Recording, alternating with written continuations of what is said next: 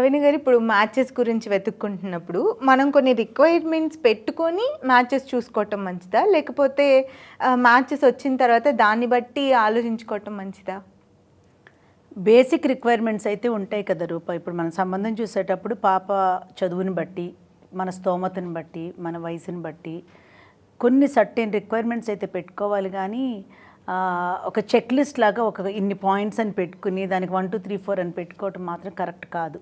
ఇప్పుడు ప్లాన్ ఏబీసీలు అనేవి మాత్రం మ్యాచెస్లో కంపల్సరీగా పెట్టుకోవాలి. మనకి ఒక ఆశ ఉంటుంది, బట్ అట్లా ఒక టైలర్ మేడ్ అబ్బాయి టైలర్ మేడ్ అమ్మాయి దొరకరు కదా.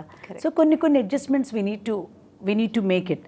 ఇప్పుడు నేను పర్సనల్గా ఎవరికన్నా చెప్పేటప్పుడు ఏం చెప్తానంటే, కొంచెం బేసిక్ రిక్వైర్మెంట్ ప్రకారం ఏదన్నా ఒక సంబంధం వచ్చినప్పుడు ఆ ప్రొఫైల్ తీసుకుని దానిలో ఏంటి ప్లస్ పాయింట్స్, ఏంటి నెగిటివ్ పాయింట్స్, అంటే నీ దృష్టిలో నీకు ఏది ప్లస్ అనిపిస్తుంది, మైనస్ అనిపిస్తుంది, just make a note of everything. Note చేసుకున్న తర్వాత దానిలో ఏది వర్త్ టు ఇగ్నోర్. ఇప్పుడు అబ్బాయి చదువు బాగుంది, వయసు, ఏజ్ కానీ అన్నీ బాగుంటాయి, A to Z అన్నీ బాగుంటాయి.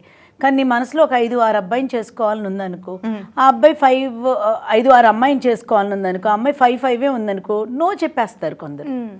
సో ఈ హైటు, కలరు, కొంచెం bit of age gap adjustments కానీ, ఫినాన్షియల్ కానీ, these are the points you can always ignore. So అందుకని మనకు వచ్చిన సంబంధాన్ని ఓపెన్ మైండెడ్తో తెచ్చుకుని దానిలో ఉన్న పాయింట్స్ మనం రాసుకుని రేపు పిల్లలకి ప్రజెంట్ చేసేటప్పుడు కూడా you need to be prepare to talk to your children. ఇప్పుడు ఎవరైనా నాకు 4 బయోడేటాలు ఇచ్చారంటే వాట్సాప్లో పంపించేసి అమ్మాయి చూసుకో అని చెప్పి వదిలేస్తున్నారు. ఆటకైతనంగా అయిపోయింది. ఇవి జీవితాలు కదా బేసిక్గా. ఇప్పుడు ఒక సంబంధం వచ్చిందంటే దాని మీద మనం ఒక ఎఫర్ట్ సిన్సియర్గా పెట్టి దానిలో అసలు ఇది మన పిల్లకి సరైందా కాదా, మన ఫ్యామిలీకి సరైంది కాదా, మన పిల్లవాడికి సరైందా కాదా, అది మనం ఫస్ట్ అనలైజ్ చేసుకుని దాన్ని ఒక పేపర్ మీద పెట్టుకుని, చెప్పడానికి ఫన్నీగా ఉంటుంది కానీ but that's how you should do. పెట్టుకుని దెన్ ఏదో ఆటకైతనంగా మళ్ళీ పిల్లలకి చెప్పకుండా సీరియస్గా ఒక కాన్వర్జేషన్ పెట్టుకుని on a day when you both are free, దీనిలో ఎందుకు ఇలాంటి ఒక సంబంధం వచ్చింది, దీనిలో ఎందుకు you feel it is suitable to your child అన్నది ప్రజెంట్ చేస్తే వాళ్ళు కూడా